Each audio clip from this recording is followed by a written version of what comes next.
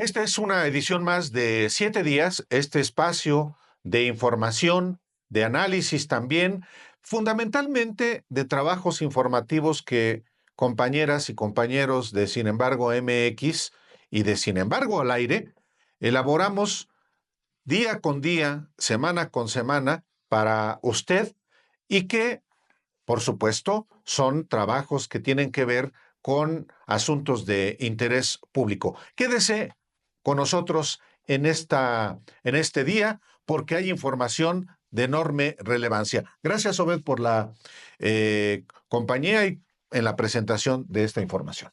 Quédese, hay temas muy interesantes.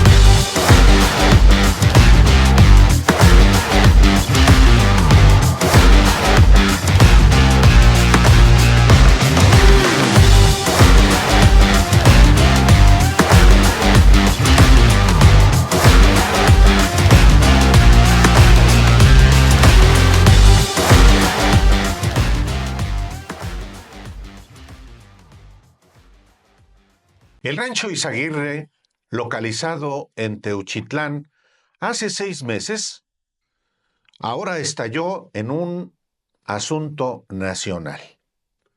Hace 6 meses, la Guardia Nacional hizo el hallazgo de este rancho, un campo de entrenamiento, presuntamente un campo de entrenamiento, presuntamente un lugar donde se adiestraba y supuestamente también se asesinaba personas, que se ha vuelto un tema nacional a partir de presunciones y a partir también de muchas dudas que hay en torno a él.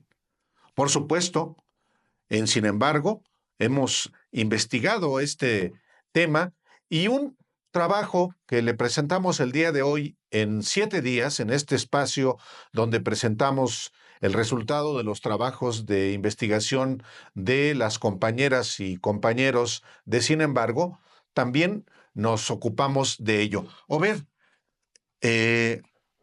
han pasado 6 meses desde el hallazgo, pero el asunto estalló realmente a partir de que el grupo Guerreros Buscadores de Jalisco entró y encontró algunas evidencias que ya no existen más. Así es, tú puedes aún ver el comunicado de prensa disponible de la Guardia Nacional fechado en septiembre de 2024. Es importante establecer que la Guardia Nacional es la autoridad que llega al lugar, hace las detenciones y, digamos, asegura el predio.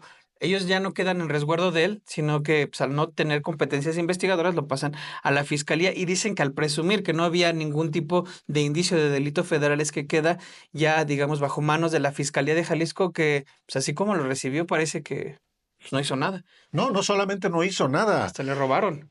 se robaron 3 vehículos que fueron encontrados por la Guardia Nacional ¿Qué pasó con esos 10 detenidos efectivamente que hubo? Una persona que estaba muerta.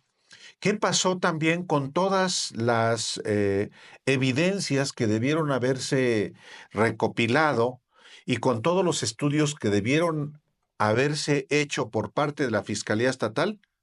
No se sabe, lo dijo el propio fiscal general de la República, pero antes, quizá convenga ver este trabajo, Obed, sobre pues el tema de este rancho Izaguirre que se convierte efectivamente en el epicentro de un escándalo nacional. Un epicentro de dudas, interrogamientos, cuestionamientos. Al existir 6 meses de mutismo con respecto a lo que ahí sucedía y de repente darse a conocer que había prenda, ropa y eso, evidentemente personas que buscan cualquier vestigio o rastro de sus familiares acuden ahí y se ha vuelto un centro de dudas porque dudas que no han aclarado las autoridades, dudas que tienen auténticamente los familiares de desaparecidos y dudas pues de qué sucedió en este lapso. Y de hecho ahí fueron nuestros compañeros Romina Gándara y Cris Rodríguez, estuvieron ahí y prepararon este reportaje. Vamos a verlo. ¿Qué tal, amigos de Sin embargo? Nos encontramos ya en el interior del rancho Izaguirre en Teuchitlán, Jalisco. Les comentaba hace unos momentos, estamos a una temperatura de 33 grados, pero se siente como si estuviéramos casi a 42. El calor, el sol golpea intenso en esta extensión, amplia extensión de tierra en la que podemos ver que hay algunas construcciones. A mis espaldas está lo que parece un granero en el que las paredes, una de las paredes incluso Protección Civil nos retiró dentro de ese lugar porque está a punto de caerse en ese como granero donde ustedes pueden ver el techo de lámina. Ahí es donde se encontraron varios de las vestimentas, de los zapatos y de los indicios que pudimos ver cuando se dio a conocer esta noticia de los hallazgos aquí en el rancho Izaguirre. Otro punto en los que se encontró evidencia es precisamente en este inmueble que está a mi exterior, que es el único de 2 plantas, y precisamente en la planta de arriba es donde también se encontraron algunas camisetas y algunos indicios. Ya al fondo de esta extensión de tierra hay cerca de 8, lo que le llaman los buscadores y buscadoras, pozos, lugares en los que se ha escarbado más de 1 metro de profundidad buscando indicios.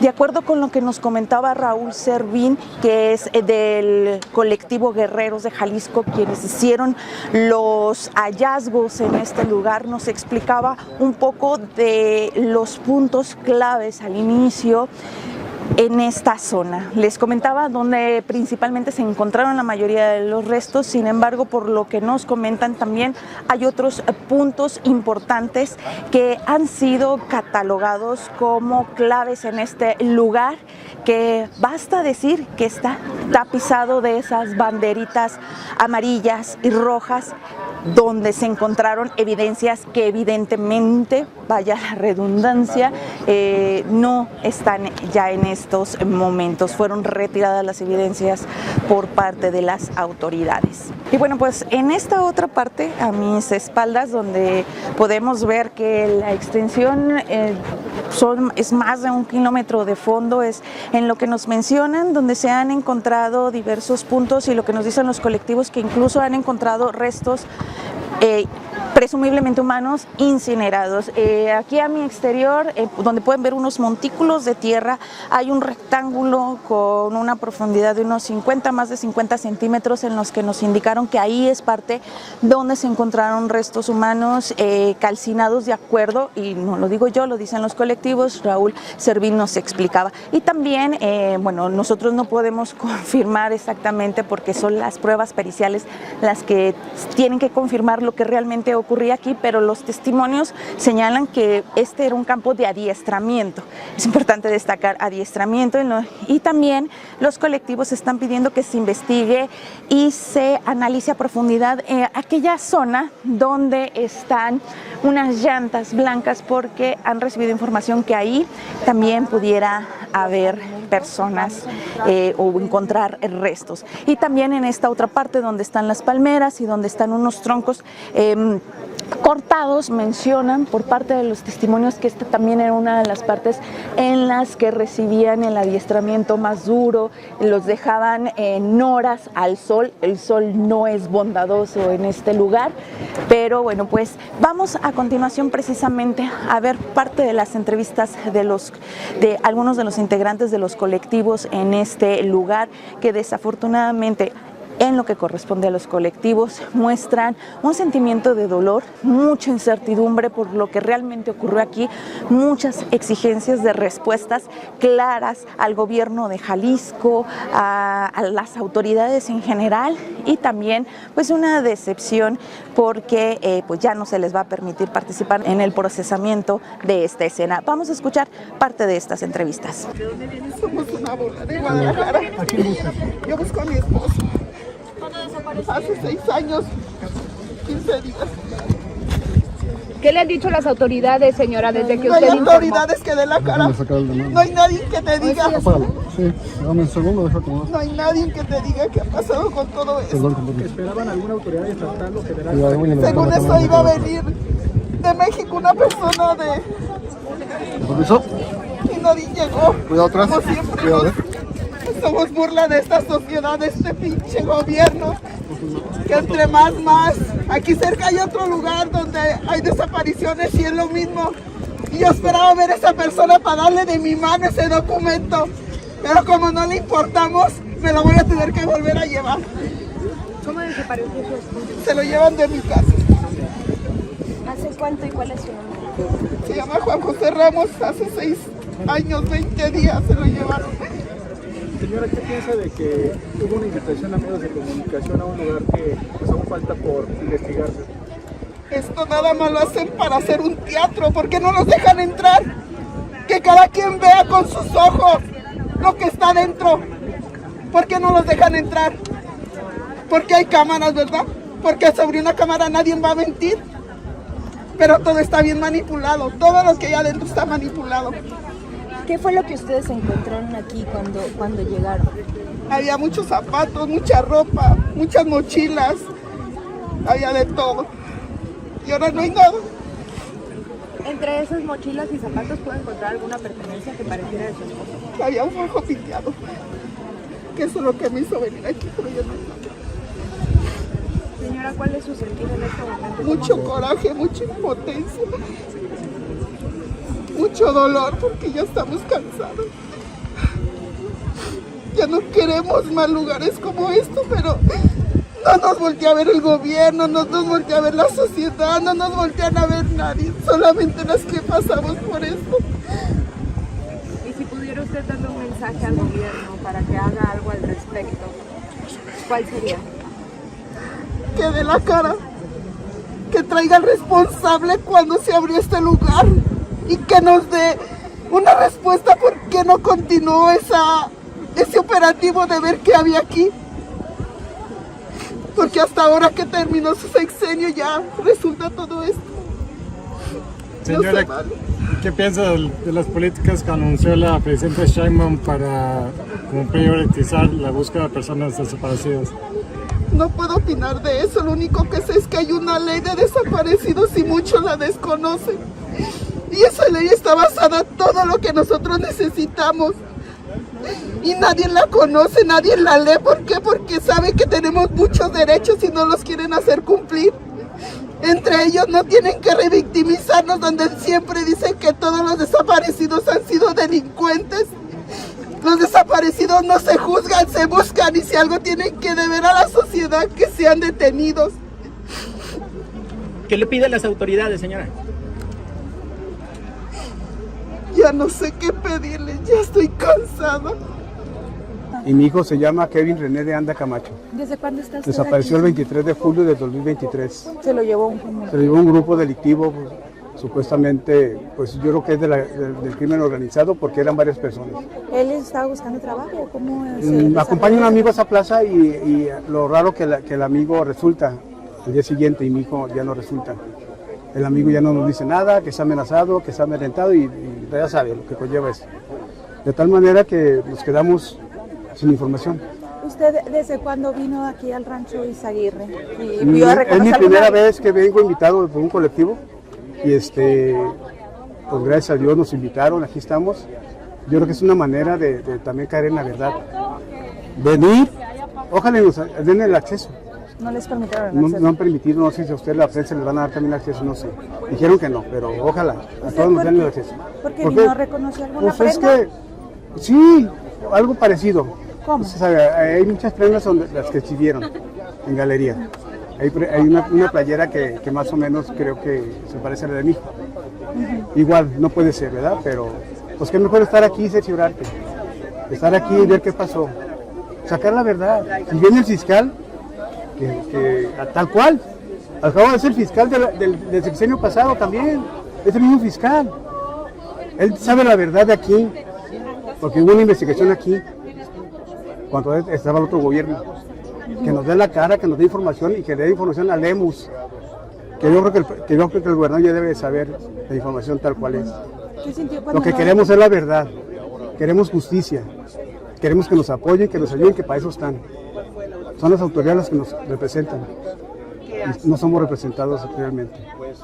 ¿Qué sintió cuando llegó al rancho, señor, y no le permitieron el acceso? Estamos esperando una reacción, a ver si, ahora sí, pues si se compadece, porque ese suele estar acribillante, ya ve. Y si nos van a dejar entrar, que nos digan también. Y si no, pues también que nos digan, a ver qué hacemos, ¿verdad? Porque pues no se vale. ¿Qué le han dicho de la investigación sobre la desaparición de su hijo, señor? Pues que ahí va, que ya me y ahí estamos, como diario, como a todos. Entonces, pues no se vale.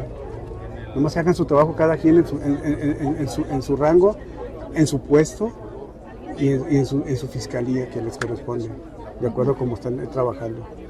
Claro. Cada miembro de la fiscalía que haga su trabajo nada más como debe de ser. ¿Qué mensaje quisiera enviarle a la gente que pues dice que las personas que estaban aquí eran criminales, que los está juzgando? Bueno, la gente generaliza mucho, ¿no? La gente generaliza mucho porque dicen que andaba mal, que esto y que el otro, pero como usted ha sabido, los han enganchado con la entrevista de trabajo, a muchos los engancharon y aquí los trajeron supuestamente. Porque aquí hay prendas de personas, de colectivo, que aquí sí encontraron prendas de sus hijos e hijas, niños y niñas. Oiga, entonces, ¿qué quiere decir que quién manda aquí en Jalisco? ¿Los otros? ¿O los que estamos pidiendo, los que están en el gobierno? ¿Por qué hacen tanta crueldad, tanta delincuencia en Jalisco? Pareciera que no hubiera gobierno, parece que estamos solos. Ahí estamos clamando justicia, pidiendo datos para sacar la verdad. Estamos para contribuir, agarrarnos de la mano y luchar juntos, no para que nos hagan a un lado y nos quieran hacer lo que quieren. Claro. Nos quieran informar lo que quieren, cuando a veces no es la verdad. Ahí estamos buscando la verdad. A eso vine, a cerciorarme por mis propios ojos. Sí, nosotros ingresamos aquí y pues fuimos las que dimos con... El 11 de enero. El 11 de enero estuvimos aquí, fuimos los que vimos pues las prendas, que ahorita ya no hay nada. De hecho llegamos hasta el fondo. Hasta el fondo. Nos fuimos hasta allá a revisar y todo, pues ya no hay nada de lo que había. Sí. ¿Qué fue lo que encontraron? Por ejemplo, aquí atrás, en este carrito, ¿qué se presume que era? ¿Qué encontraron? Con base en los testimonios, ¿cómo funcionaba este lugar? ¿Cómo funcionaba? Este lugar, todo el rancho está manipulado. Todo el rancho está manipulado. Todo no está tal como lo vimos nosotros. Empezando por esta cocina, que el refrigerador está movido en primer lugar, medio desordenado, no hay platos, estaba un altar, estaba un caso aquí, o sea, todo una mesa con una pincita de mujer. Ajá. ¿Esa cuchara que está por ahí? Sí, también todo eso estaba acá adentro. De hecho, aquí estaba un caso grande, pero ya no se ve el caso. No sé dónde lo dejaría. ¿Y esa leña, ese escollín aquí, qué se presume? Ahí era cocina. Esto de aquí era cocina. ¿Normal? Con leña. Con leña. Y en esas llantas, ¿por qué es importante esas llantas? Porque ahí es donde los ponían a hacer sus, ¿cómo se llama, Rosy? Entrenamientos. Pues a correr, Híjole, pues había hasta de estas, ¿cómo se llaman cuando tiran? Francotiradores. Francotiradores también. Vimos que hay balazos en la entrada, ¿no? Sí. Grandes, Y en las bardas hay también. Sí, todo eso es lo que nosotros vimos desde un principio que vinimos el 11 de enero. De hecho, esas bodegas eran un desorden de ropa y ahorita ya no hay nada. 100% está diferente todo, a como nosotros encontramos. Nada que ver. ¿Desde cuándo creen que ustedes que manipularon este lugar? Pues cuando el gobierno se encerró aquí, desde que se encerró fue cuando vi que entraron. Que entraron, fue el 5, ¿no? Pues fue cuando ya cerraron las puertas para el colectivo, que fue de Guerreros, ya. El 5 de marzo. Creo que sí fue cuando ya no, según ya estaba resguardado, pero pues no había nadie cuando nosotros entramos. Y ya después que los de Guerreros pues fueron los que creo que escarbaron, ¿verdad? Ya ellos escarbaron. Ya ellos escarbaron, fue cuando ya cerraron y ya se posicionó la fiscalía. ¿Qué mensaje quisieran enviar ustedes a raíz de pues, todo lo que se ha mencionado acerca de este lugar, las dudas que se han generado y en general qué mensaje quisieran enviar? En general, ¿qué mensaje? Pues, ¿qué queremos nosotros? Encontrar a nuestros hijos es lo que queremos, pero en vida no en esta situación. Y pues igual que no tapen lo que pues ya se ha visto y hemos visto nosotros. ¿Han hecho algo las autoridades? En total, ¿cuántas evidencias se encontraron aquí? Hoy ninguna, porque no hay evidencias de nada. Ya no hay. Esto es una mala olla. Esto es una burla para todos los colectivos. O sea, porque nos querían meter de 20 en 20. No íbamos a entrar a un museo. ¿Sí me entiendes? Entonces no hay evidencia. Yo venía con las esperanzas de físicamente estar checando prenda por prenda, no como aquel día que entramos de rápido. Entonces no hay nada, todo está cambiado. Esa es una burla para todos nosotros. Sí, es que viene gente de fuera que ellos piensan que si aquí estuvieron sus familias, sus hijos, sus hermanos, y querían venir a ver las prendas, pero pues ya no hay nada. O sea, ¿cómo vamos a reconocer? Por lo menos yo personalmente sí busqué. No encontré yo nada de lo de mi hijo, ni de mi esposo, ni de la pareja de mi hijo, no encontré nada. Pero hay gente que ya reconoció prendas y ya no hay nada. Y en sí, en la plataforma, disculpa, no están subiendo ni la cuarta parte de lo que nosotros vimos. Nada. ¿El caso que mencionan ustedes a la cazuela que es lo único que hay? No hay, no está el caso. O sea, el caso no está, ni la mesa que estaba aquí. La única que está es la olla esa. No hay plato, no está un altar que estaba aquí adentro. No hay nada.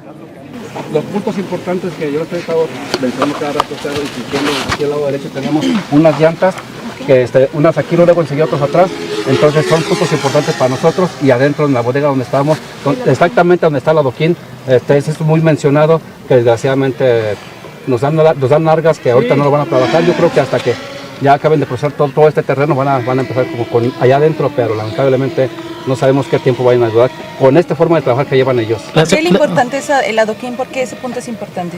Ya que las llamadas anónimas refieren pues que le busquemos ahí, porque sí nos vamos a llevar una gran sorpresa. Eso es lo que nos mencionan entonces. Exactamente, entonces esperamos que nosotros, más bien nosotros quisiéramos trabajar el lugar, no nos lo permiten por sus protocolos, pero yo de mi parte, créanme lo que en cuanto me dan luz verde yo me metería y empezaría a escarbar, porque no nomás es ahí, tenemos por parte afuera del terreno también, tanto como adentro y por la parte de atrás. Al final también nos mencionan que escarbemos, porque no se van a imaginar la cantidad de personas que nos podemos encontrar aquí sepultadas. ¿En qué parte encontraron las prendas y todos los indicios? Sí, aquí en la bodega que está techada, ahí se encontraron, y en la parte de arriba, que es el único lugar de doble piso, ahí también se encontraron prendas y calzado y todo lo que ya les hemos mencionado. Raúl, ¿habían pedido estos indicios que dio el fiscal general? Pues para empezar, el informe que dan ellos, pues ahora sí que primero hubiera acudido aquí, que era lo más importante realmente. Créanme que yo tenía muchas cosas que hacer, las dejé de hacer para estar presente con él, poder dialogar, pero pues, yo me siento una burla para él. Ya, ponte con el micrófono. Porque el primer día que se supone que iban a venir, no vienen. Efectivamente, es a lo que voy, no sé también qué qué parte nos están escondiendo desde allá, que espero que no sea así, porque yo tengo la plena confianza que sí nos ayuden, pero lamentablemente con esto que acaba de suceder ahora, que nos está demostrando que somos una burla de él, porque en la mañana lo dijeron literalmente, que no estaba todavía si iba a venir a Jalisco o no, y pues como lo ven, no vino. Oiga, don Raúl, ¿y cuál fue el primer argumento que le dieron a ustedes como colectivo el fin de semana pasado cuando les bloquearon el acceso? ¿Bajo qué les dijeron para que no pudieran acceder? Nada más el comunicado decía bien claramente que por protocolos de ellos mismos que no podíamos llegar al rancho, ni estar afuera, ni estar a la cercanía del rancho, mucho menos adentro. Entonces nos dijeron que íbamos a esperar nuevas indicaciones, que ellos nos dirían cuándo podíamos ingresar. Pero gracias a Dios nosotros venimos el día de ayer, venimos con el acompañamiento de Derechos Humanos de México, logramos estar aquí y pues como ven el día de ahora pues también volvemos a regresar, pero desgraciadamente de esta manera que no es conveniente para nosotros. ¿Es lo mismo lo de ayer a hoy? No, está peor ahora, ¿Sabes si se les va a permitir el acceso los demás días? Pues esperemos que no, ahora sí que ellos se vayan a querer agarrar como vieron o saben, rompimos de sus protocolos de ellos. ¿Por qué? Porque no les dejaban ingresar allá donde se quedaron los camiones. Decidimos todos, ahora sí que entrar porque teníamos ganas de entrar, porque teníamos ganas de ver. Todos los familiares de personas desaparecidas tenían la necesidad de estar en el lugar. Señor, ¿quién les ha dado los indicios? Está peor ahora porque realmente no han trabajado absolutamente nada. Ayer se pusieron a trabajar, ahora no, porque sabían que íbamos a venir todos nosotros y definitivamente tomaron la opción de no hacer nada. ¿Quién les ha dado los indicios para buscar en los lugares en los que han estado buscando? Esto fue a raíz de las llamadas anónimas a páginas de guerreros de buscadores de Jalisco. ¿Cree que estemos ante una fabricación, una verdad histórica para dar carpetazo a lo que es el rancho Izarral? Pues a lo mejor eso se pretende, pero que menos vamos a luchar para que no sea un carpetazo, porque lamentablemente digo, aquí no podemos dejar a todas las personas que están sepultadas, porque no estamos... ¿La denuncia en hecho? Porque de hecho yo ahorita me iba a acercar con Derechos Humanos de México, nada más que pues ya me vine con ustedes para lo de la entrevista, pero yo ahorita voy directamente a platicarlo con él. ¿Cuáles son las zonas donde falta prospeccionar o donde ustedes quisieran que se localice, que se busque más? Yo les mencioné dónde están las llantas y dónde está el adoquín, pero sí, todo el terreno debe estar trabajado. ¿Por qué las llantas? Las llantas fue parte de las llamadas anónimas que nos mencionaron que también escarbáramos ahí porque había personas sepultadas. Señor Raúl, acabo de mencionar hace rato que ayer estaban haciendo trabajos aquí como acelerando algo porque íbamos a venir nosotros los medios de comunicación, ¿es correcto? Pues, ¿qué tiene que decir de eso? Pues sí, todo parecía que así fuera, pues también vuelvo a decir, fue una obra de teatro de ellos, ¿por qué? Porque sabían que ahora literalmente pues iban a descansar, nomás iban a dedicar hasta aquí, pues viéndonos literalmente, porque pues como ustedes no han visto a ninguna persona escarbando o cirneando la tierra literalmente, entonces todo fue tramado desde ayer. ¿Qué les han dicho de los restos que ustedes encontraron? ¿Están en la fiscalía? ¿Están haciendo algún peritaje? O sea, aquí no hay nada. No, yo tengo entendido que ya están en ciencias forenses. Antier pude estar allá en ciencias forenses y sí me hizo la mención que ya los tienen resguardados en ciencias forenses. Amigos, nos encontramos ya en el exterior del rancho Izaguirre, van a ser las 4 de la tarde, estamos saliendo de este lugar en el que evidentemente pues no encontramos las evidencias, ya era algo que se esperaba, que las autoridades ya se iban a llevar parte de las evidencias que aquí se encontraron. Todo o gran parte de este rancho está colocado con decenas y centenas de estas banderitas amarillas y rojas con la evidencia. Son 8 pozos de casi 1 metro de profundidad en los que se ha escarbado en el lugar y se encontró evidencia. Lo que pudimos percibir en este lugar es una gran molestia por parte de los colectivos de búsqueda. Muchas de las madres señalan que la escena ya no está igual, ellas consideran que está manipulado, falta mucho de lo que encontraron y también hay molestia porque ya no les permiten procesar ni entrar o les permiten la entrada como estos tours turísticos de 10 en 10 o de 20 en 20 y por 10 o 15 minutos. Finalmente, pues en este lugar quedan muchísimas preguntas aún por resolverse con respecto a el tema, mientras que familiares de personas desaparecidas siguen llegando a este lugar con la esperanza de encontrar un poco de información que los lleve hacia el hallazgo de sus seres queridos. Ese es mi reporte para Sin Embargo al Aire. Crisanto Rodríguez en la cámara y aquí su servidora Romina Gándara. Muchas gracias.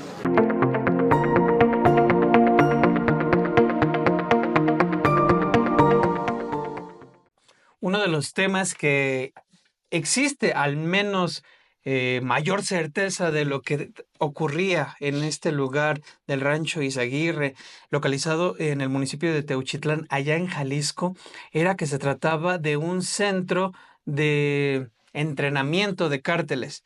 Esa fue la primera explicación que dio la Guardia Nacional cuando lo asegura. Usted puede consultar el comunicado y dicen, así lo definen ellos, que habían asegurado un centro de adiestramiento en el que habían detenido a 10 personas, rescatado a otras 2 y encontrado una persona sin vida. Platicando con nuestra compañera Romina Gándara, me indicaba que precisamente había troncos ahí alineados como como si fueran obstáculos, llantas dispuestas igual como si fueran obstáculos, y en la puerta se veían impactos de bala. Recordemos que según en esta operación no hubo como tal mayor enfrentamiento y demás. Todo presume que se trataba de un centro de entrenamiento. Ahora bien, hay testigos de personas, no solo en general, que han dado cuenta cómo son engañados bajo falsas promesas de empleo y que terminan siendo reclutamiento forzado de los cárteles para sumarse a alimentar pues todas estas filas de esta carne de cañón que utilizan los cárteles para enfrentarse entre sí y hacia las autoridades. De hecho, tú lo habías dicho, Álvaro, cómo había todo un fenómeno en torno a la central de camiones a donde acudían jóvenes buscando empleo que se les perdió el rastro. Eso está documentado desde hace tiempo en Jalisco, cómo a jóvenes o no tan jóvenes, mujeres y hombres que eran citados en las inmediaciones de la nueva central camionera del área metropolitana de Guadalajara, ubicado en Tlaquepaque, pues ayer en la última ocasión que se les ubicaba por los teléfonos celulares que portaban. Eran jóvenes o no tan jóvenes, mujeres y hombres, que respondían a una oferta de trabajo que se difundía a través de páginas de Facebook, de redes sociales o del periódico, que ofrecían trabajo, y muchos, obviamente, en la búsqueda de ese trabajo, hablaban y eran citados en las inmediaciones de la central camionera, y una vez ahí, los llevaban, los reclutaban ya de manera forzada, y uno de los lugares a donde se presume que eran llevados a este rancho Izaguirre en Teuchitlán, para entrenarlos y luego enviarlos a otros lugares.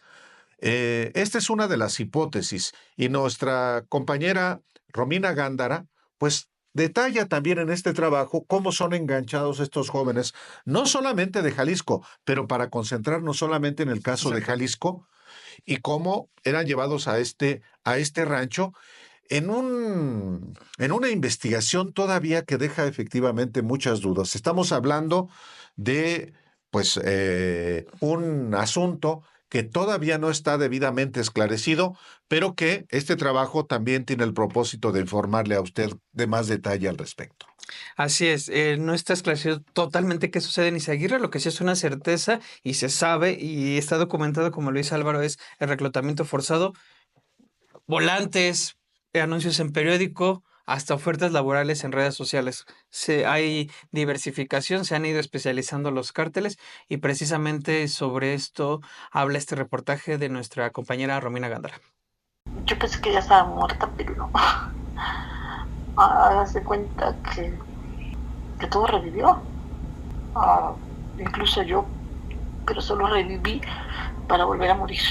Esa es la voz de Luz Elba Hernández, madre de Brian de Jesús Hernández Gutiérrez, un joven de 17 años que cursaba el primer semestre de preparatoria y soñaba con estudiar en la escuela normal, pero su vida se truncó en abril de 2016 cuando un grupo armado lo secuestró mientras el joven esperaba una supuesta entrevista de trabajo tras leer un volante distribuido en Poza Rica, Veracruz. Brian fue arrancado de los brazos de su madre con la misma brutalidad con la que el crimen organizado ha arrebatado a miles. Su nombre desde hace años es parte de la larga lista de jóvenes desaparecidos, captados por falsas promesas de empleo. Se trata de un mecanismo empleado por el crimen organizado para alimentar las filas de su frente en la guerra que hace al Estado y también a grupos antagónicos. Una de las agrupaciones que emplea este modus operandi es el Cártel Jalisco Nueva Generación, con presencia en gran parte del país y el mundo. Ricardo Ravelo, periodista especializado en crimen organizado, señaló que el Cártel de Jalisco ha recurrido al reclutamiento forzado en distintos estados, incluyendo Jalisco, Michoacán, Veracruz y Tamaulipas, y que esta práctica ha evolucionado en sus métodos, pasando de publicar anuncios de empleo en periódicos a utilizar redes sociales para atraer a sus víctimas. Estas mismas características han sido observadas en el Rancho Izaguirre en Teuchitlán, Jalisco, cuando el pasado 20 de septiembre las autoridades de la Guardia Nacional y del Estado aseguraron el predio afirmando que se trataba de un centro de adiestramiento. El reclutamiento forzado por parte del crimen organizado en México no es un fenómeno nuevo ni aislado. En Jalisco esta práctica ha sido identificada desde al menos 3 sexenios, remontándose al periodo de Aristóteles Sandoval Díaz, explicó Ana Carolina Chimiak, coordinadora del área de incidencia del Centro de Justicia para la Paz y Desarrollo, quien acompaña colectivos en Jalisco y por años han estudiado el tema de desaparición. La especialista destacó que antes del reciente hallazgo en el Rancho Izaguirre en Teuchitlán, se había encontrado otro campamento en la zona de La Vega, donde se liberaron 36 personas que habían sido reclutadas a la fuerza, pero además se han identificado campamentos en la zona de Tala, Teuchitlán, Tepatitlán y Lagos de Moreno.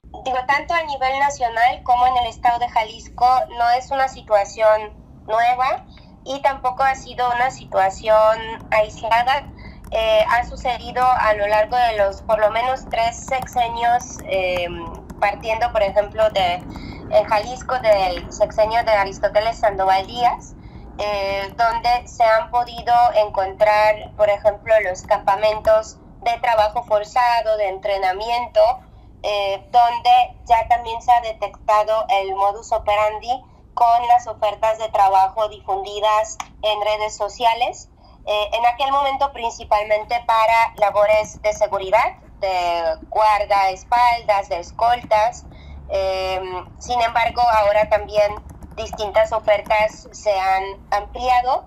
En ese entonces, por ejemplo, hemos escuchado de los campamentos en la zona de Tala, también de Teuchitlán, y por ejemplo Tepatitlán, y yendo más hacia el norte del estado en por ejemplo Lagos de Moreno, y por ejemplo este año también antes del hallazgo en el Rancho Izaguirre, Teuchitlán, en la zona de Teuchitlán en La Vega también fue localizado un campamento parecido de adiestramiento y también correspondiente a los grupos del crimen organizado, donde fueron liberadas 36 personas.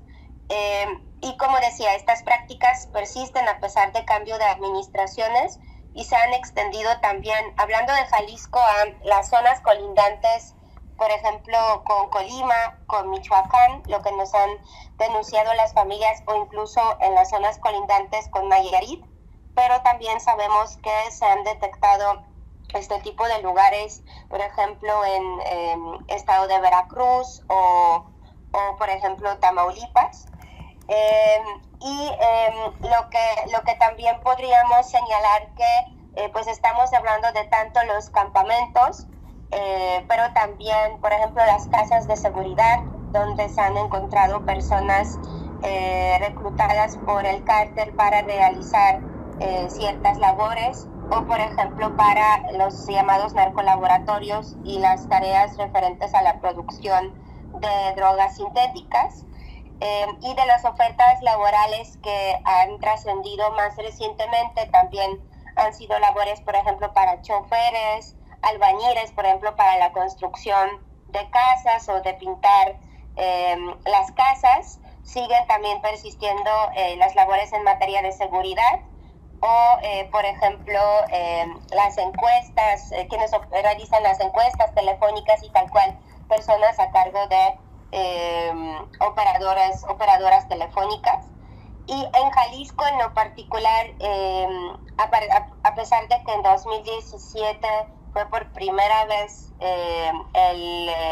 se escuchó sobre el reclutamiento forzado y las falsas ofertas de trabajo difundidas en redes sociales y los hallazgos de campamentos de trabajo forzado, en junio-julio del año pasado este tema volvió a ser muy presente a nivel local, en relación a las desapariciones ocurridas en la nueva central camionera que está entre el municipio de Tonalá y Tlaquepaque, donde, por ejemplo, uno de los colectivos Guerreros Buscadores de Jalisco ha contabilizado por lo menos 70 personas que han sido víctimas de reclutamiento forzado, que han sido enganchadas por falsas ofertas de trabajo en redes sociales y les citaron para entrevistarlas o directamente para entrar a las labores correspondientes precisamente en ese lugar. Las autoridades poco informan sobre los campamentos y centros de reclutamiento forzado. La falta de información y seguimiento por parte del Estado ha impedido documentar la magnitud del problema. No existen diagnósticos o informes de análisis de contexto que permitan dimensionar la situación. Organizaciones como la CEPAC, que dirige Ana Carolina, han denunciado que la ausencia de estrategias coordinadas entre los distintos niveles de gobierno ha impedido enfrentar el reclutamiento forzado, aunado a que la falta de medidas de protección efectivas también han contribuido al miedo de las víctimas a denunciar, pues temen represalias contra ellas y sus familias. Mucho sí es cierto que existe,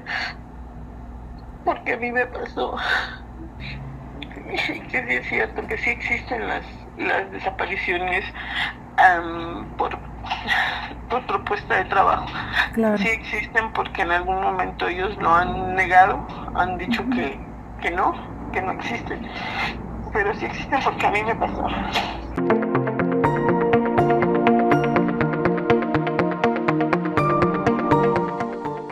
Repentinamente reaparecen, irrumpen una vez más personajes que ahora se dicen muy preocupados por el exterminio que hay en México, en particular el rancho Izaguirre en Teuchitlán, donde afirman sin margen de duda que ahí se incinera a personas, como los hornos crematorios de Auschwitz de los nazis contra los judíos. Son personajes de la política, personajes que a través de sus redes sociales o en espacios supuestamente informativos hablan de lo que está pasando en este país y que cuando ellos ejercían el poder, pues no ocurría. ¿A quiénes me refiero? Pues a personajes que inclusive buscaron ser presidentes de México, como José Ángel Gurría, como Santiago Krill, como de la Madrid Cordero, Enrique de la Madrid Cordero, y otros personajes que efectivamente de pronto se desvanecieron, desaparecieron, que eran la fiesta del PRIAN y que desaparecieron. Ahora algunos de ellos irrumpen otra vez. Xóchitl Gálvez. Xóchitl Gálvez, ejemplo. Hombre, por supuesto. Es el más claro ejemplo de cómo ahora tratan de mostrar toda una cuestión de hablar de campos de exterminio.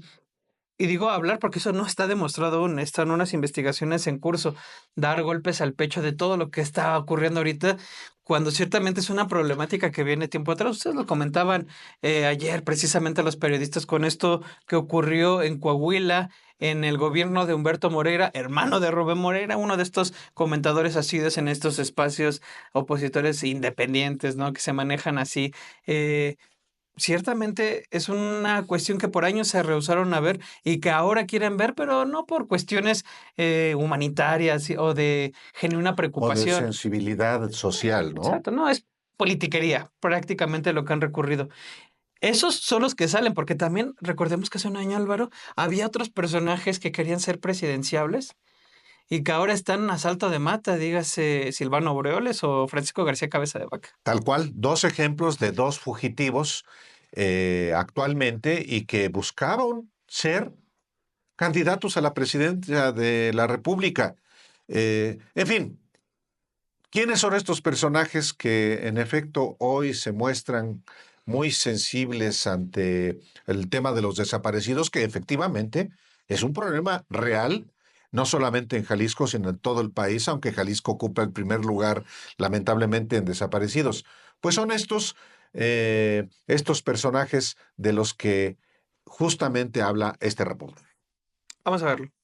Todos ellos aspiraron a la presidencia en el proceso electoral que llevó a Claudia Sheinbaum a Palacio Nacional. Lo intentaron en la alianza opositora encabezada por Claudio X González Guajardo del PRIAND. Ninguno, salvo una, logró la candidatura, pero ni eso sirvió. Hoy todos ellos y ellas se encuentran sin cargos ni trascendencia política luego de la derrota electoral. Olvidados y lejos de los focos, son hoy nada en materia partidista. Incluso uno de ellos es un prófugo de la justicia. Se trata de aquellos que compitieron por la candidatura opositora, desde Xóchitl Gálvez, que fue la abanderada de una derrota histórica, hasta Santiago Krill, pasando por figuras como Silvano Aureoles, hoy buscado por presunta corrupción, y exlegisladores y exfuncionarios como Beatriz Paredes, Enrique de la Madrid, José Ángel Gurría y otros que ni siquiera forman parte oficial de la oposición actual. El periodista y exconsejero del Instituto Electoral del entonces Distrito Federal,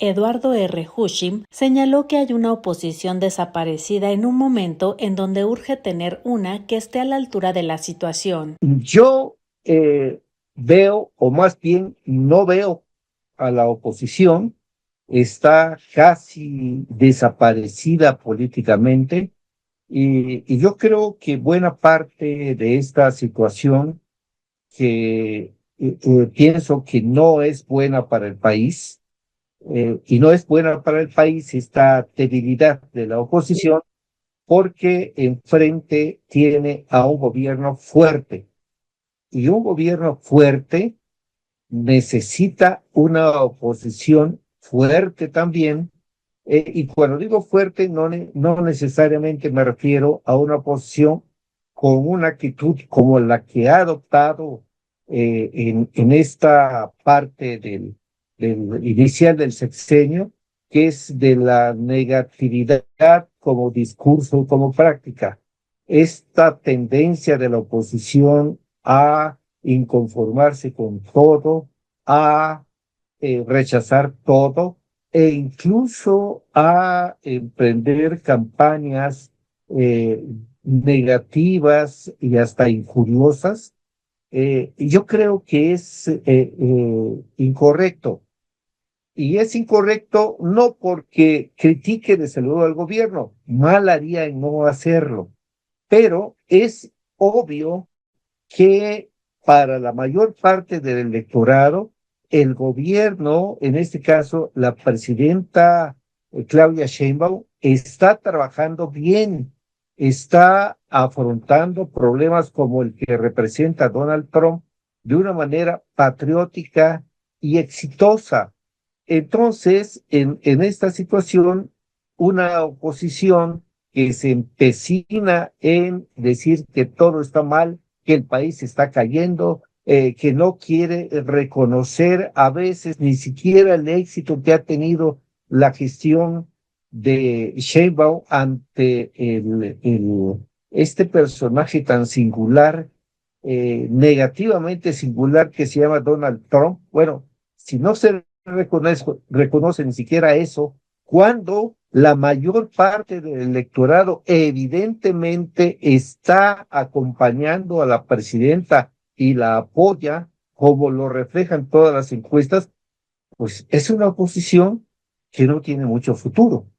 Eso es lo que yo veo, y yo creo también que esta postura de negatividad, de ataque continuo contra todo, ya probó su fracaso en las urnas. Entonces, es obvio que la oposición tiene que cambiar de discurso, tiene que negociar de una manera inteligente y tiene sí que aportar para mejorar por ejemplo, en el Congreso, para mejorar las cosas que Morena y sus aliados están planteando, generalmente de buena fe.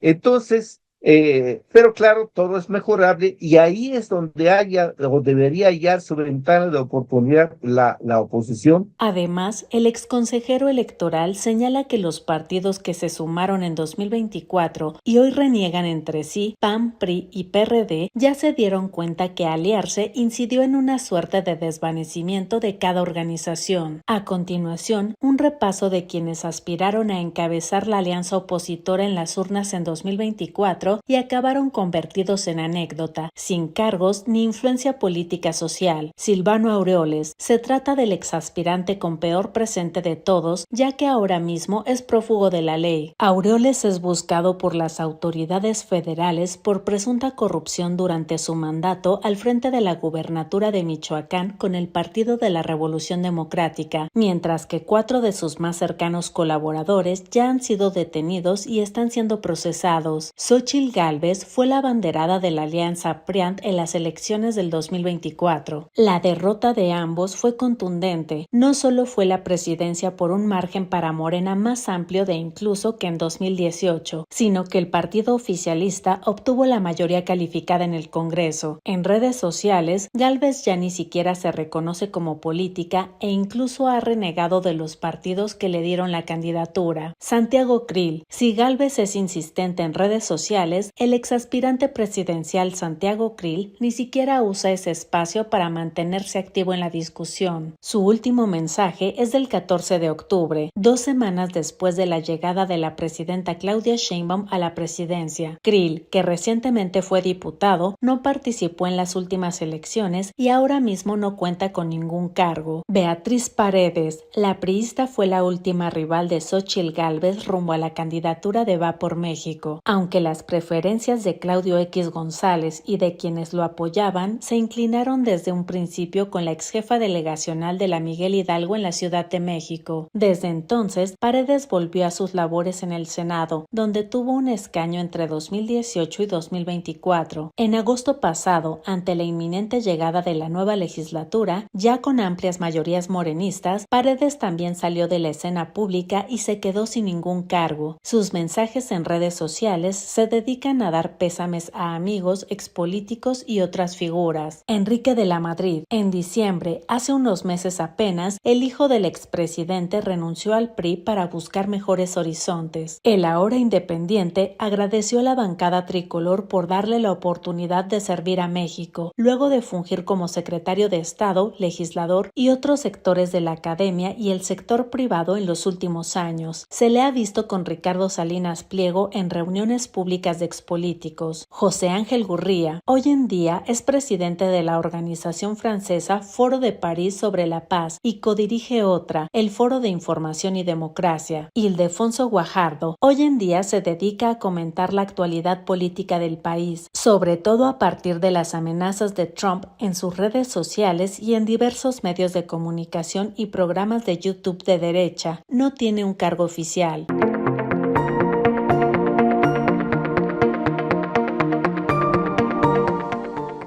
Hubo un tema en particular, Álvaro, que publicamos esta semana y sobre todo ahorita que estamos hablando del PRIAN, pero también aquí en este espacio, en este medio, se ha hablado de ese PRIAN que se ha insertado, se ha enquistado con oportunismo dentro de Morena y que desde este espacio se evidencia porque nunca sobra el poner en su lugar donde provienen estos sujetos. Por ejemplo, hablamos de Alejandro Murat Hinojosa, exgobernador de Oaxaca, actual senador de Morena, que durante su periodo de Oaxaca, ya en 2016 a 2022, van distintas personas y le señalaban que funcionarios de su administración estaban llevando a cabo un esquema de despojo de propiedades.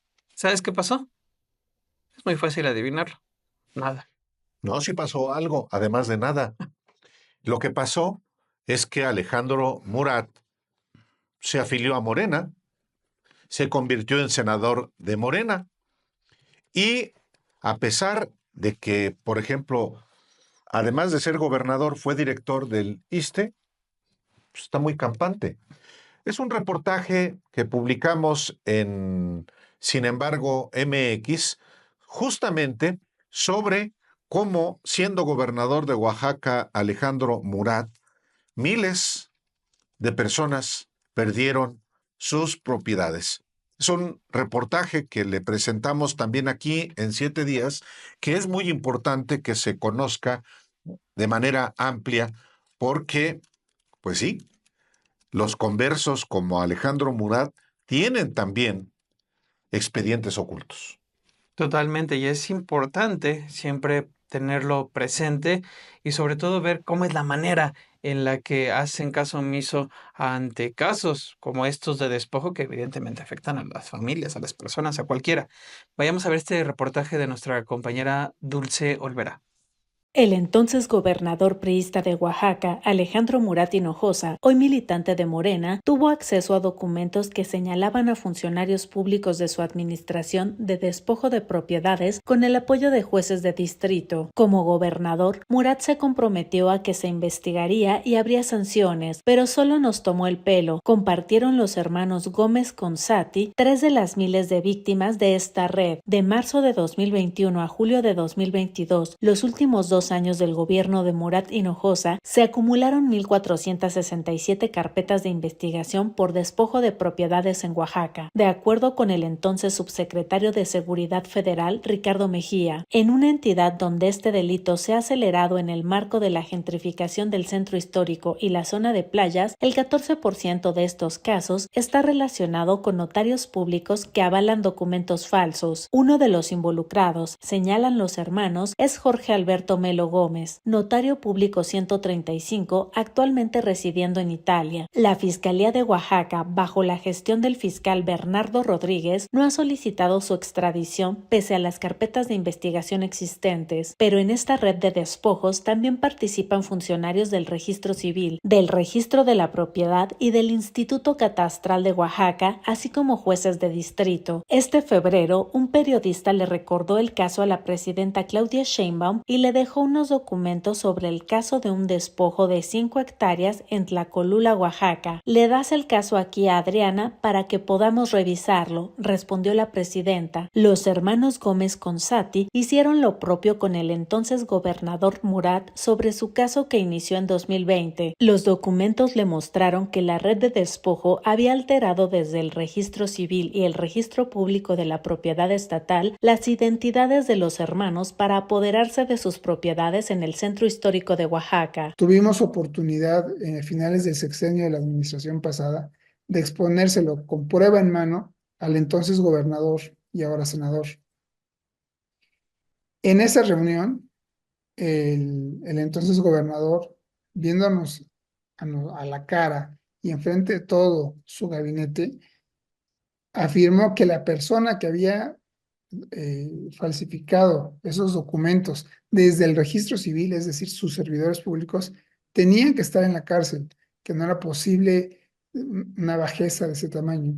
Y pues simplemente hoy, a 4 años de haber emprendido esta lucha, pues no hay ni un solo servidor público en la cárcel, no hay ninguna persona particular de las que se beneficiaron en la cárcel. Otro caso que derivó en homicidio para culminar el delito de despojo es el del magistrado del Tribunal de Justicia Administrativa de Oaxaca, Enrique N., quien fue asesinado el 13 de septiembre de 2021, de acuerdo con el subsecretario Ricardo Mejía. Sin embargo, el ahora senador Alejandro Murat terminó su gobierno en noviembre de 2022 y tras no lograr ser el candidato presidencial del PRI en 2024, se acercó a la denominada Cuarta Transformación y hoy milita en Morena. Ante los señalamientos, el expriista Murat dijo recientemente a la prensa: "No tengan la piel tan delgada, no me preocupa nada, mi trayectoria habla por mí mismo. A mí me han tratado de poca madre aquí en Morena y para atrás ni para agarrar vuelito, así que no se me hagan bolas". Hervé Gómez envió un mensaje a la presidenta Claudia Sheinbaum, que pertenece al movimiento que le abrió las puertas al expriista Alejandro Murat. También quise hacer un llamado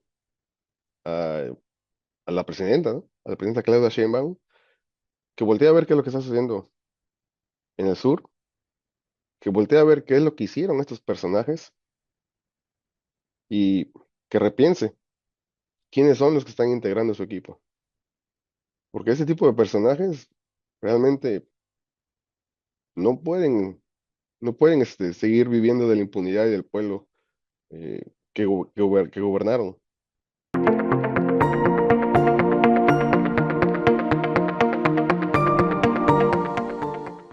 También publicamos en Sin embargo MX y en el canal de Sin embargo al aire un trabajo que ha simbrado las estructuras de la Iglesia Católica y de organizaciones que giran en torno de ella, organizaciones de religiosas, organizaciones políticas.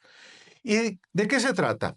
Bueno, es un asunto que tiene que ver cómo la organización secreta El Yunque está orquestando, está llevando a cabo un proyecto para que uno de sus integrantes, el rector de la Universidad Popular Autónoma del Estado de Puebla, una universidad fundada en 1973 por El Yunque, se apodere de las universidades católicas del mundo. Emilio Baños Urquijo, rector de la UPAEP, es el candidato de la extrema derecha para presidir las universidades católicas de América Latina. Y un personaje que costarricense es el candidato de esta organización de extrema derecha para que presida la Organización Internacional de Universidades Católicas.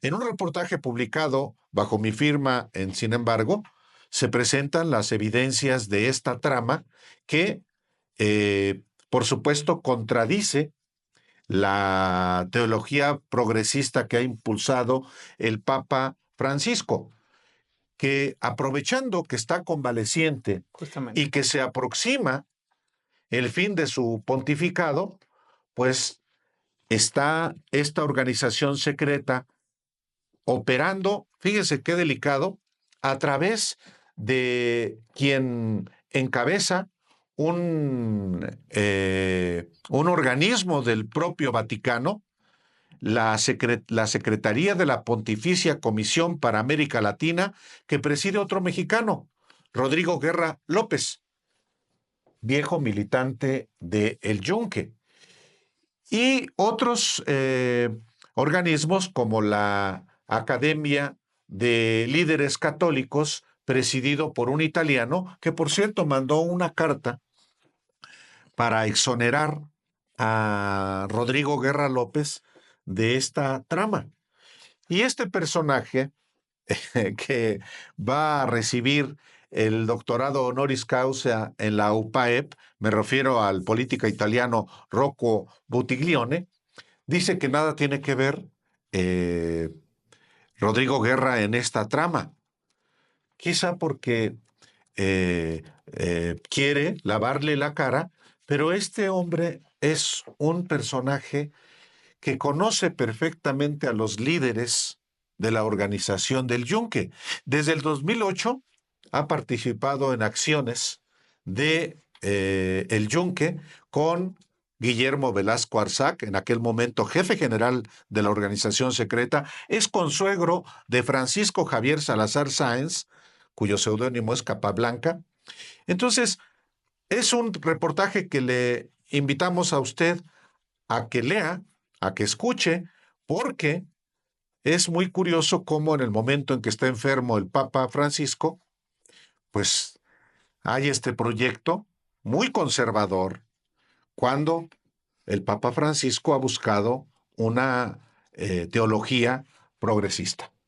Hay un personaje que yo leía en estas relaciones que siempre estableces en los vínculos, las familiaridades, y uno que saltaba ahí a la luz de, pues, de todo esto, es como quienes se reunieron en su momento con este Guerra López estaba Margarita Zavala, por ejemplo, la Alejandra Reynoso, que es la güera Reynoso, esta política conservadora que recibió en su momento a los de Vox en el Congreso, ¿no?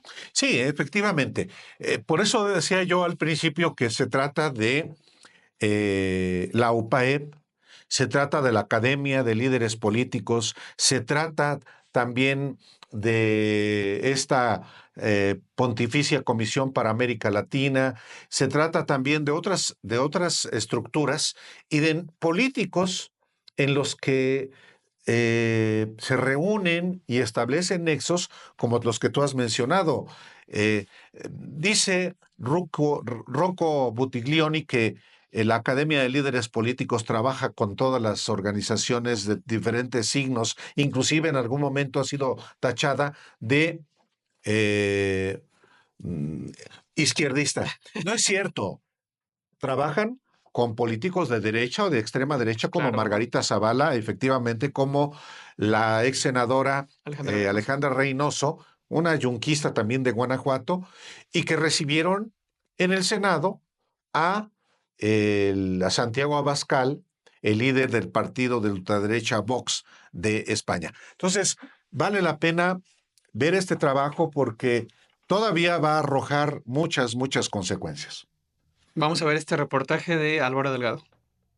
Mientras el Papa Francisco enfrenta problemas de salud y se especula sobre el fin de su pontificado progresista, desde el Vaticano se está gestando un proyecto conservador para controlar las universidades católicas a nivel mundial. Este plan está liderado por miembros de la organización ultraderechista El Yunque, entre ellos los mexicanos Rodrigo Guerra López, secretario de la Pontificia Comisión para América Latina, y Emilio Baños Ardavín, rector de la Universidad Popular Autónoma del Estado de Puebla, fundada por El Yunque. Guerra López y Baños Ardavín están vinculados a organizaciones y figuras de ultraderecha como la Academia de Líderes Católicos, presidida por el político italiano Rocco Buttiglione, y la Red de Acción Ética Política, dirigida por Bernardo Ursúa. Estos grupos buscan consolidar su influencia en las universidades católicas, con Baños Ardavín como candidato a presidir la Organización de Universidades Católicas de América Latina y el Caribe, y el costarricense Fernando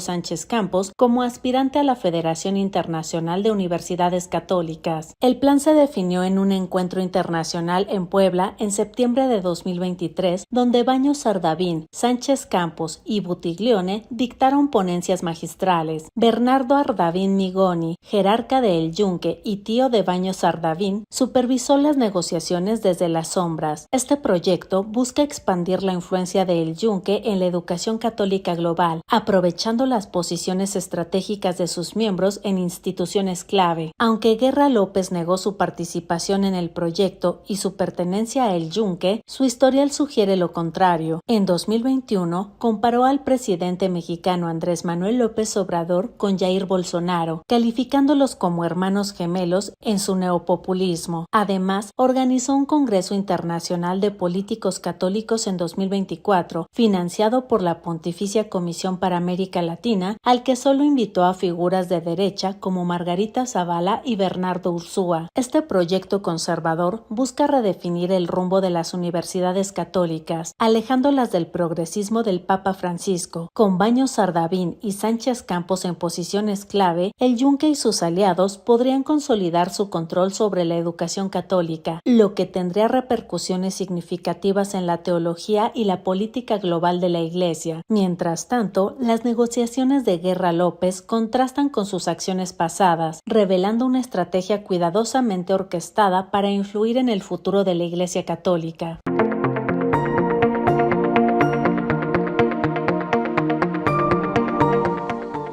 Hablando de los sectores más conservadores, con mayor poder dentro de la Iglesia, hay uno que no se puede nunca olvidar por el daño que ocasionó a los más a niños, a familias y demás. Hablo de los Legionarios de Cristo, esta orden fundada por el padre mexicano, michoacano, nacido en Cotija, Michoacán, Marcial Maciel.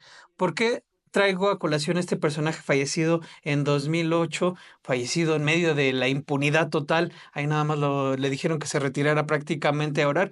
Se retira junto con una de sus esposas, con una de sus hijas y con un séquito de personajes, de hombres con poder dentro del, pues sí, de este agrupamiento de los Legionarios de Cristo.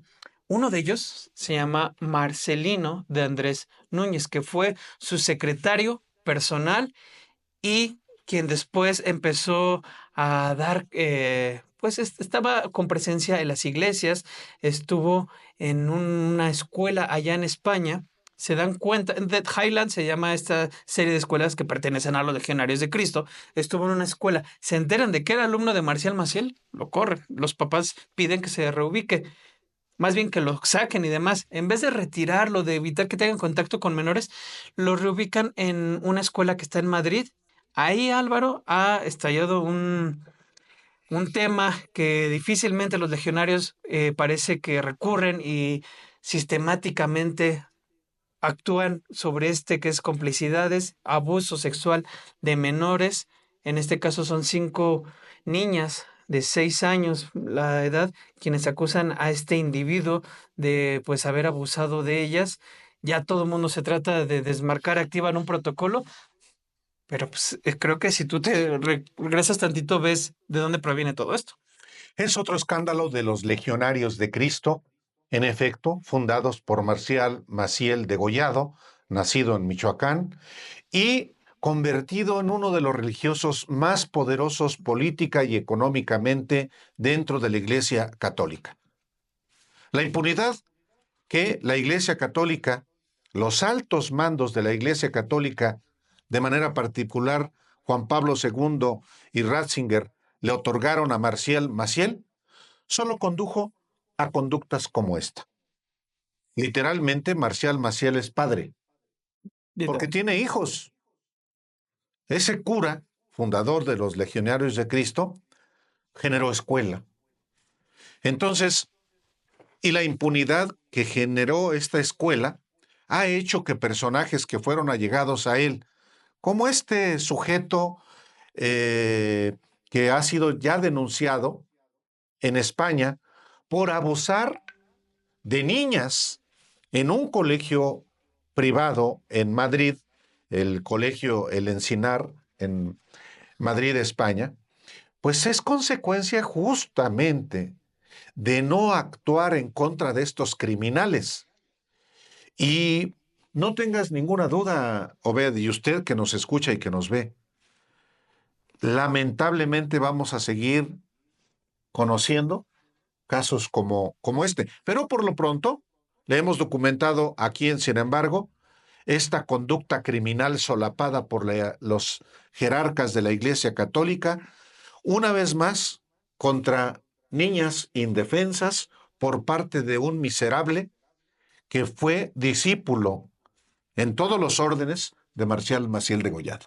Tan discípulo fue que hay fotos de él cuando fallece Marcial Maciel ahí dándole un beso en la frente, acompañándolo en sus últimos momentos, pero creo que más importante de todo esto es que a él le encarga, como un tipo de albacea, que se encargue de distribuir los recursos generados, porque Marcial Maciel, además de pederasta y drogadicto y todo lo demás, era un estafador, un tipo que se hizo una fortuna y esa fortuna se la encargó a Marcelino de Andrés para que la repartiera a sus hijos. Sí, él fue el último secretario privado de Marcial Maciel, este sujeto Marcelino de Andrés, que también por fortuna ha sido ya denunciado, como deben ser denunciados muchos de los legionarios de Cristo que dominan colegios privados a lo largo del mundo y que en México siguen teniendo un enorme poder porque siguen siendo también impunes. Totalmente, Álvaro. Vayamos a ver este reportaje que les preparé para conocer un poco más sobre este sujeto. Y hablé precisamente para ello con Ana Luz Salazar, quien es precisamente una activista y sobreviviente de abuso por parte de otro legionario de Cristo en Quintana Roo y que ahí identificó pues básicamente este mismo modus operandi de cómo operan estos individuos pederastas para protegerse entre ellos y simplemente pues seguir abusando de la manera en lo que la clase. Ana Luz Salazar, que siendo una niña, padeció lo que las niñas en España padecieron. Mismo una escuela de legionarios de Cristo. Vamos a ver este reportaje de Obed Rosas y volvemos. El cura Marcelino de Andrés Núñez, quien fue secretario privado de Marcial Maciel en sus últimos años de vida, es acusado, al igual que su mentor, de haber abusado de menores que estaban bajo su cuidado. En su caso, son al menos 5 niñas de un colegio de los Legionarios de Cristo en España que lo han denunciado por violación. Marcelino de Andrés Núñez fue una de las pocas personas que acompañó al también abusador de menores Marcial Maciel en sus últimos días en Cotija de La Paz, Michoacán, en donde vivió el destierro ordenado por el Papa Benedicto XVI, quien no inició un proceso canónico en contra del fundador de los Legionarios de Cristo y en cambio le ordenó llevar una vida de penitencia. Marcelino de Andrés fue el secretario particular, el último secretario particular de Marcial Maciel, uno de los pederastas, digamos, más pues conocidos de la Iglesia Católica, y se vuelve a evidenciar que los Legionarios de Cristo tienen este modus operandi, que no ha cambiado. E incluso que siguen resguardando pederastas bajo el cobijo de la Iglesia Católica. La institución les respalda porque la institución hace lo mismo con otras congregaciones y en otros espacios. En efecto, Marcelino de Andrés Núñez estuvo al lado de Marcial Maciel como su secretario personal. Conoció como pocos la doble vida de Maciel. En los tiempos de su estancia en Cotija, supo que Norma Baños y su hija Norma Hilda eran la pareja e hija de Marcial Maciel, quien incluso le encargó entregar un fideicomiso que les había guardado en una cuenta en el paraíso fiscal de las Bahamas, según denunció el diario El Mundo. Marcelino de Andrés Núñez nació en Segovia en 1967. Ingresó a los Legionarios de Cristo en 1980 y se ordenó como sacerdote en 1992. Su hermano José Ramón de Andrés también se formó en esta orden e incluso fue rector del Seminario de Salamanca. Marcelino ha estado en México y Brasil. Hay registros que al menos desde 2005 asistió a Marcial Maciel hasta su muerte. Incluso hay una imagen difundida por la prensa que lo muestra besando la frente del ya fallecido pederasta. Una vez que dejó de asistir a Maciel, Marcelino de Andrés se volvió asistente de apostolado en España y en 2010 ejerció como sacerdote del colegio Highlands School Los Fresnos en Boadilla del Monte, hasta que en 2015 fue separado porque en aquel entonces hubo padres que se enteraron de su pasado y elevaron las quejas a la dirección, dijeron fuentes de esta congregación al diario El Español. Pese a este antecedente, fue reubicado en el colegio Highlands El Encinar de Madrid, en donde abusó sexualmente de 5 niñas. El sujeto fue detenido la semana pasada, pero quedó en libertad a última hora del sábado, en un caso más de abuso perpetrado dentro de esta orden que reconoce los abusos cometidos entre 1941 hasta 2019 de 175 menores de edad, de los cuales 60 fueron víctimas de Maciel. Ana Luz Salazar señaló que el caso de Marcelino no es algo aislado, sino que forma parte de un encubrimiento institucional de décadas. Otro caso más que se une a este modus operandi delincuencial de la institución Iglesia Católica y por supuesto de la Congregación de los Legionarios de Cristo, que una vez más la fundó un pederasta, un delincuente. El director del colegio Highlands El Encinar de Madrid, el legionario Jesús de María Delgado, comunicó que Marcelino de Andrés Núñez ha quedado apartado de sus funciones mientras transcurre la investigación. Además, el colegio ha activado el protocolo de ambientes seguros, creado para prevenir abusos contra menores, para dar una respuesta inmediata. Presume el colegio una respuesta que, dados los hechos, no fue inmediata ni brindó a las víctimas un ambiente seguro. De hecho, Ana Luz Salazar ha señalado que estos ambientes seguros están certificados por Praesidium, una empresa que señala juega a favor de los legionarios, no a favor de los niños y las niñas. Hablan de los supuestos ambientes seguros que activa Praesidium dentro de las escuelas. Sin embargo, se les escapan detalles como el secretario particular de Marcelino de Andrés, ¿no? Vemos que verdaderamente Praesidium juega a favor de los legionarios, no a favor de los niños y las niñas, y entonces también vemos que los legionarios utilizan estas herramientas para seguir captando gente para sus colegios, que son que están muy poblados de infancias, Praesidium asegura acreditar globalmente a organizaciones de todos los sectores que prestan servicios a los consumidores. Presume en ese sentido de prevenir los abusos y proteger a las organizaciones. En marzo de 2023, Praesidium renovó la acreditación que tenía la Congregación de los Legionarios de Cristo en España en la generación de ambientes seguros por otros 3 años.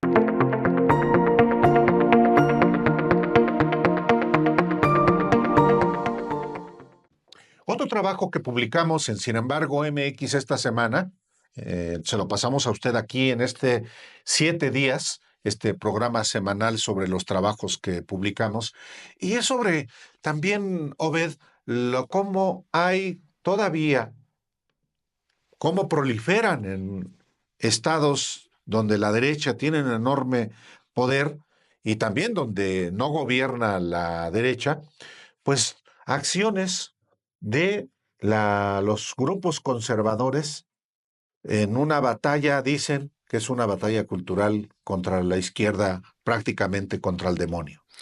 Pero termina siendo los hechos una batalla contra derechos ya ganados. Claro.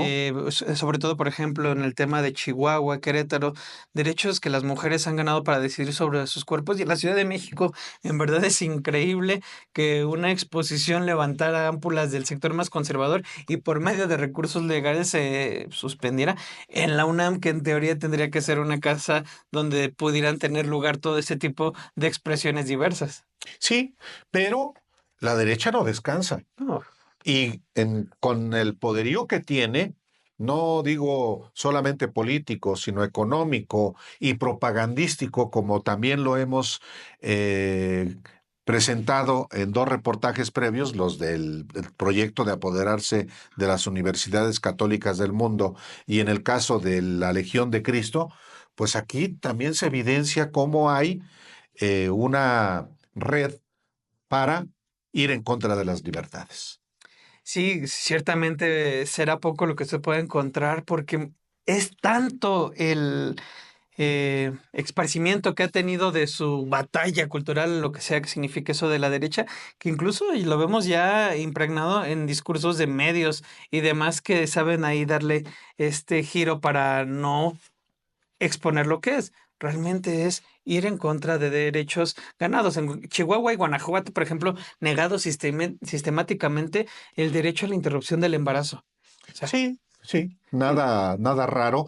En Chihuahua, en Guanajuato, en Querétaro, en Aguascalientes, por supuesto. Y aun cuando no tengan los gobiernos estatales, en gobiernos municipales quieren imprimirle esa sello conservador. Totalmente. Incluso el mismo Jalisco, ¿sabes? Bueno, claro. Claro, era este partido segunda izquierda, Movimiento Ciudadano, pero ahí ves a Alfaro, que en su momento tipo más conservador no podía haber. Sí, claro, pues es el PRIAN naranja, pero bueno, eso existe y muchos, por cierto, de los que hoy opinan sobre el campo de exterminio en el rancho Izaguirre, pues son del mismo corte.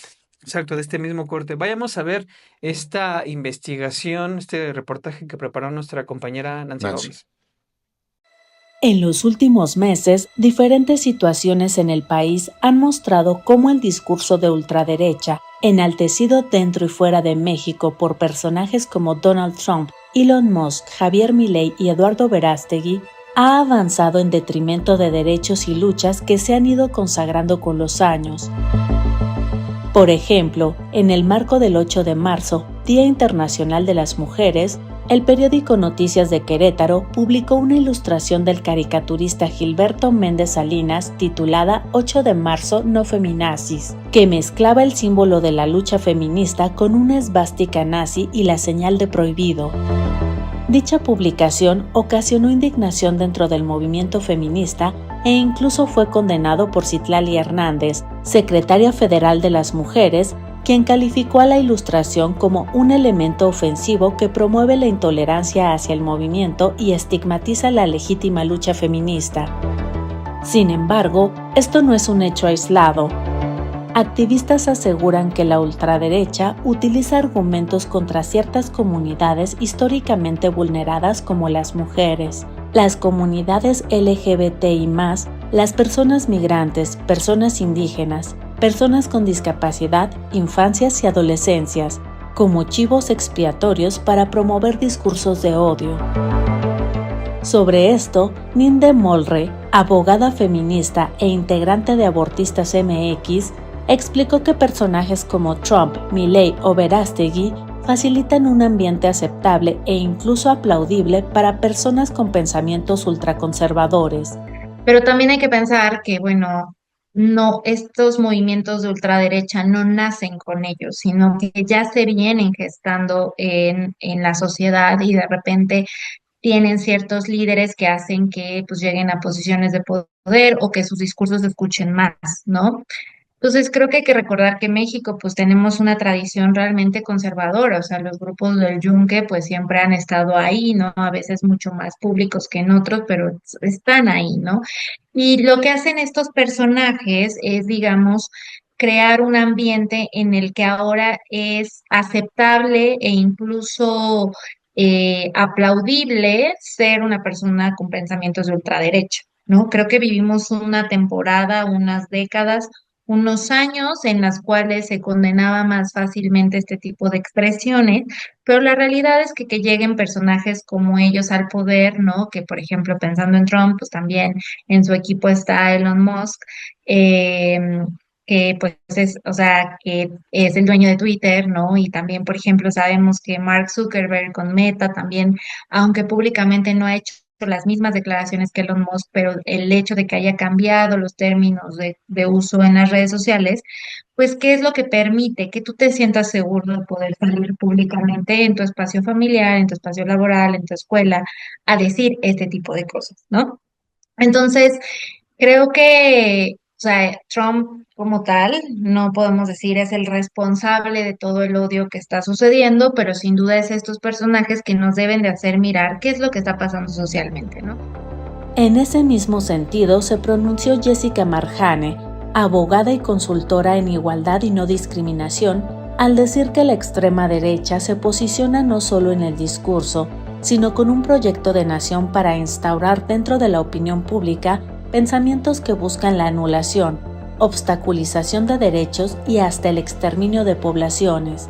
Cuando ya estábamos claras en algún momento en que la empatía, la crueldad, incluso el fascismo, el nazismo estaban ya dentro de lo inaceptable, ¿no? O como dirían múltiples feministas, ¿no? Estaba dentro de lo inaceptable la violencia hacia las mujeres y que habíamos logrado de alguna u otra forma acuerdos para que dentro de que fuera impensable, de que la violencia hacia las mujeres, hacia las poblaciones, hacia las personas migrantes que viven con VIH, hacia personas LGBTI fuera impensable, ahora está cambiando por completo y está habilitada pues por este señor.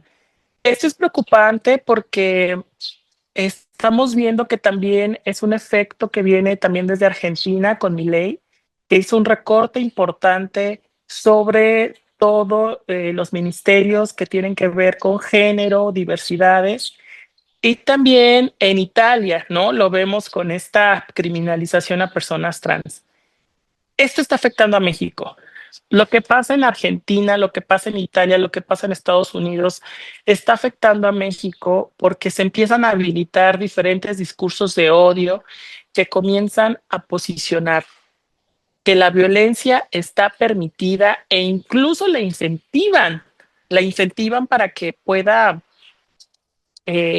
realizarse, que la falta de empatía o la falta de respeto a los derechos humanos es algo que está permitido. Y otro ejemplo de esto es lo que sucedió en Jalisco hace unos días, cuando el Congreso rechazó la ley de infancias trans, que eliminaría la limitante de edad para que cualquier niño o niña pueda modificar su género en su acta de nacimiento para que corresponda con el que se autoperciben. El impacto de estas decisiones, plagadas por discursos de ultraderecha, es grave y sobre esto habló Jennifer Blanco, directora de la Asociación por las Infancias Trans. Ha impactado tanto y ha permeado tanto este discurso que principalmente para personas menores de 18 años, es otro de los temas bien importantes que hablamos desde Infancias Trans, es el entorno educativo, ¿no? En el entorno educativo nos estamos dando cuenta cómo el que desde estas esferas se repliquen discursos de odio habilita el que crean que es correcto hacerlo en esos espacios. Entonces, a veces antes había personas que se limitaban un poco en replicar estos discursos de odio o las violencias porque de alguna manera sentían que iban a ser mal vistos, vistes, que no estaba socialmente bien hacerlo, ¿no? Lo pensaban, pero se limitaban un poco por eso. Ahora con tanto contenido que hay desde todos lados, validando discursos de odio, se sienten con ese poder de decir, pues ya puedo, porque si desde tal postura se está hablando abiertamente así, se está discriminando y se está violentando, pues entonces no pasa nada que yo, que soy una persona que está en la secundaria, lo puede hacer, ¿no? Además de reconocer que la ultraderecha va por los derechos humanos de todos y todas, no solo por los de los grupos chivos expiatorios. Creo que hay que pensar esto, o sea, si nos limitan los derechos a las mujeres y a las personas con posibilidad de gestar, a las personas migrantes, a las personas afro, racializadas, etcétera, etcétera, eso también va a tener un impacto entre nosotros. O sea, la ultraderecha no tiene, digamos, un miramiento sobre a quiénes va a atacar. O sea, solamente tiene sus intereses económicos que tiene que proteger, pero todos los demás a rajatabla nos van a atacar. Y entonces, por ejemplo, esta decisión tan celebrada de que en Jalisco no se reconociera el derecho a las infancias trans, hay que pensar, ¿no? Uno, de nuevo, no se está acatando una decisión de una Suprema Corte. Y si de repente deslegitimamos a estas instituciones, entonces, ¿quién va a tener la fuerza para poder hacer cumplir algo? O sea, el Estado de Derecho desaparece. Y dos, o sea, no estamos hablando solamente del derecho a la identidad que se tendría que respetar a las niñeces y a las adolescencias. Estamos hablando de que no se está respetando un derecho humano y entonces cualquiera de nosotros le pueden violar un derecho humano y va a ser totalmente legítima. Sobre todo, Marjane recordó que hay discursos que matan, los de odio, los que promueve la ultraderecha, al comenzar con la anulación de derechos y opiniones que consideran que no merecen ningún tipo de reconocimiento, ningún tipo de dignidad.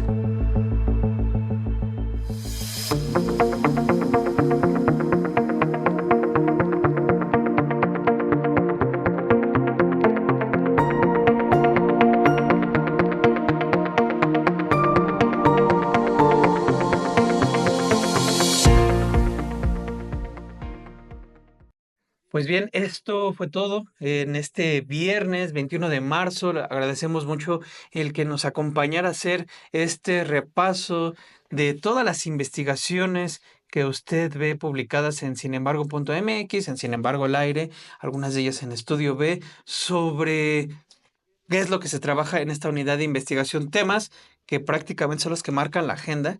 Y un poco más también es lo que agregamos nosotros. Sí, por supuesto, en este día, viernes 21 de marzo, que se conmemora el natalicio de Benito Juárez, justamente un impulsor de la separación entre los asuntos religiosos y los asuntos terrenales. Y parte del trabajo que hacemos tiene que ver pues con una concepción de que los asuntos espirituales deben estar separados de los asuntos terrenales. Tal cual. Pues muchas gracias por acompañarnos y nos vemos el próximo viernes 28 de marzo. Muchísimas gracias. Buenas tardes.